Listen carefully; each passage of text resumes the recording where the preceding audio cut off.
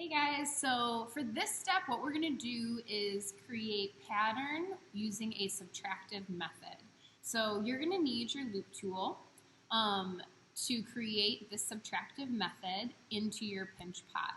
It's important to note that your pinch pot needs to be about leather hard before you start carving in your pattern, okay? Remember, leather hard is the condition of clay that is most like a block of cheese, right? It is, you can scratch into it still. It's not so dry that it's white. It's not bone dry yet. It's not, white and super, super fragile, breakable. You can still scratch into it. It has, if you bend it so much, it will break, but it has like a little teeny tiny bit of give, right?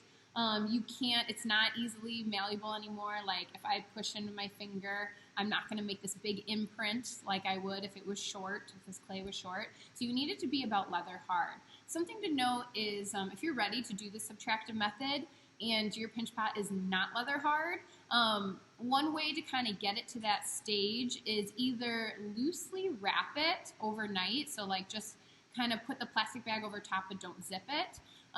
Or a more controlled way to get it to be leather hard before you start carving is if you have a blow dryer at home. Blow dry the outside. Remember, don't go too far. We don't want this to be bone dry. If it's bone dry, you won't be able to carve into it, your detail and your pattern, right? We want it to be leather hard, still carvable, but a little bit more stiff, not as malleable as short, okay? So a blow dryer will work to kind of get it to that stage. The reason why we want it to be leather hard is because when it is a little bit harder, it's so much easier to carve. You'll get crisper, cleaner lines, and you can get like skinnier lines that way too. If you try to carve in short clay, you'll get a bunch of it will kind of like drag. The clay will drag and it'll like bend and you can't get crisp, clean lines. They'll be kind of like messy and large and kind of like blurred a little bit, I guess. So leather hard is a good stage for this to be for this step. Now, you can do any kind of pattern for your decoration. This is your opportunity to get really creative, right? Everybody's can be different. You could have a geometric pattern, like lines and squares. You can have an organic pattern, like a floral, or really like kind of curvy shapes, etc. It's totally up to you. This is the time where you can get really creative. So I recommend doing some research, typing in pattern on Google and seeing what different kinds of patterns you can pick from, okay? Now, a common mistake is that students will try to carve their pattern with something like a needle tool or the pointy end of their wooden tool. Don't do that. These tools are not used to carve the finished pattern, but what you can use these tools for is kind of like a pencil. If you've ever done a drawing, you know that you first kind of sketch out the design first in pencil because you can erase it. This is a good way to kind of sketch out your design on your pinch pot first before you start carving. And the reason why, so I'm going to start, I think I'm going to do like kind of feather-like patterns on mine. So I'm going to start kind of sketching my feather pattern. And the reason why we don't want to use this as the final carving is you can see it right now. Can you see all these? We call them burrs. They're like little pieces of clay. And it looks real messy and it looks real rough. So this is not a good tool to use for your final carving, but it is a good tool to use to kind of lay out your design, practice, because if you do make a mistake, so I'm going to add these lines to my feather here, but I'm going to show you if I do make a mistake, like say this line I want to erase. It's so small that I can just dip my finger in a little bit of water and smooth it over and my line is erased, okay? So this is a good tool to use only to sketch out your design because you can easily erase it, okay? And I recommend sketching out that design first, especially when you're doing like very particular, precise patterns. If you just start carving, it's going to be really easy to mess up. And once you carve it, you really can't erase it, okay? So I've got my design sketched. I don't want to leave it just like this because of these burrs. It looks very messy. So I'm going to now use my loop tool to carve away that design. And my design is pretty small and kind of detailed, so I'm going to use the square side of my loop tool. Using the corners for detailed lines works really good. This round side of the loop tool is good for wider lines, thicker lines, but mine's fairly detailed, so I'm going to use the corners. So when you carve, go slow. You really can't erase carved lines. So go slow. And you do want to carve deep enough where you can see the line for the carving, but you don't want to carve so deep that you're popping all the way through to the other side of your wall, okay? So pay attention to how thick your walls are. They should not be any thicker than your thumb. But if you have very thin walls, then be very careful with this step. You don't want to poke all the way through. So when your clay is leather hard, you'll notice that when you do carve with these loop tools, it's just going to be a cleaner, crisper line, easier to get a little bit finer details than if it was short. So making sure it's at that leather hard stage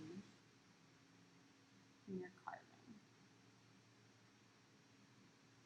All right, so I got my nice carved line there. Now I can start on some of these feathers, and I'm going to use, I think, the wider side for these feathers because I want them to be a little bit thicker.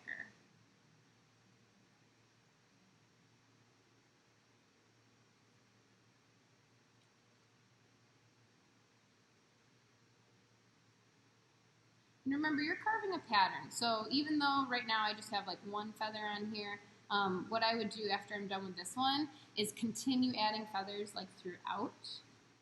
Repeat this feather throughout my pinch pot. That would be kind of my next step instead of just doing one. So we do want to have a pattern. You'll notice that as I'm carving, I'm making like a ton of little scraps. These scraps are really good to put in your slip container. Remember, we're not going to throw away any clay this semester. We're going to reuse it all.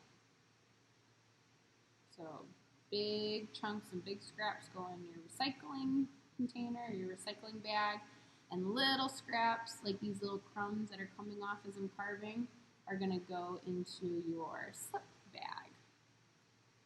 So my feather's really coming along here. I just got one more side. And you may have to kind of carve more than once. We want it to be nice and smooth.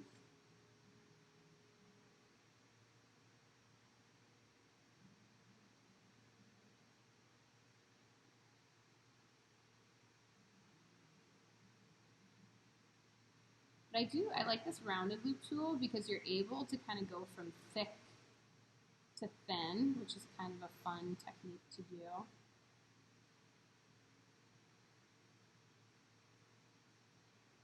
Take your time.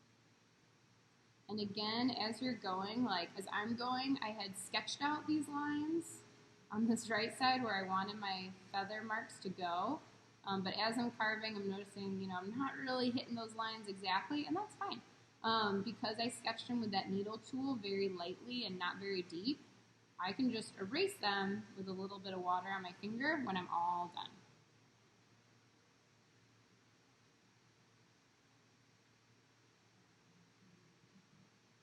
Okay, so I have my design kind of carved in there. Like I said, I can kind of erase some of those little like scratch lines with just like a teeny bit of water rubbed into my finger. Try not to put the water directly on there. Rub it into your finger first and then kind of smooth it over.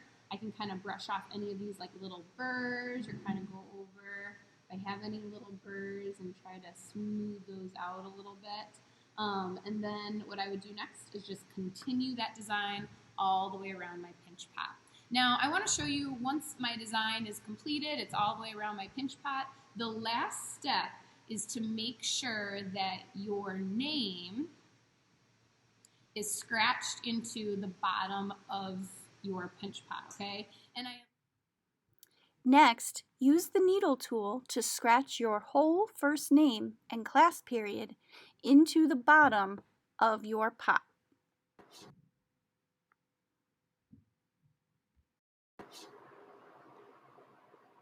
When you are finished cleaning up your piece and you have smoothed out all the cracks and you have smoothed out the crease using your paintbrush or your finger, and you are happy with the texture of your piece, then the last step before you are done, after you've carved out your detail, is to write your name on your piece. Now, you do need to write your entire first name.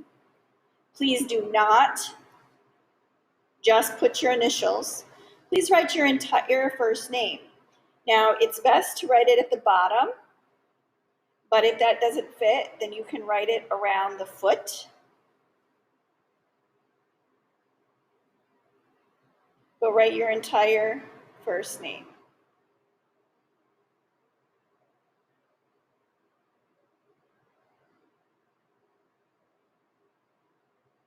Above your name, I want you to write the class period that you are scheduled to be in. And then I would like you to write somewhere on the piece the year, because 2020.